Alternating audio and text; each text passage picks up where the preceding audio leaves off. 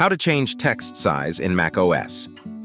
Hey there, and welcome to this video on how to change text size in macOS.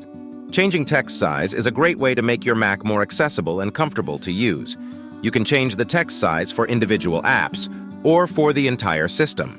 In this video, I'll show you how to change text size using both the keyboard and the System Settings app. I'll also give you some tips on how to choose the best text size for you. Keyboard shortcuts. The fastest way to change text size in macOS is to use keyboard shortcuts. Here are the shortcuts for changing text size in Safari. Command plus Option plus plus to increase the text size. Command plus Option plus minus to decrease the text size. Command plus 0 to reset the text size to the default. You can use these same shortcuts in other apps as well, but some apps may have their own keyboard shortcuts for changing text size. System Settings.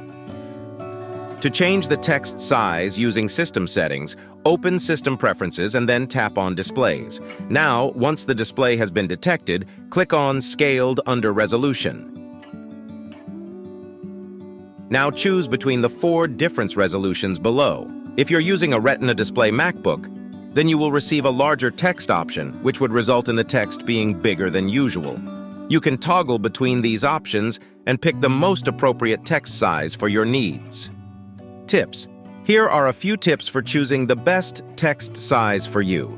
If you have difficulty reading small text, increase the text size.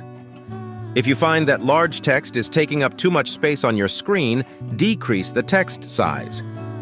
You can also experiment with different text sizes to find the one that is most comfortable for you.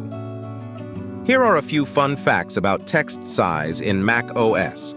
The smallest text size in macOS is 10 points. The largest text size in macOS is 200 points.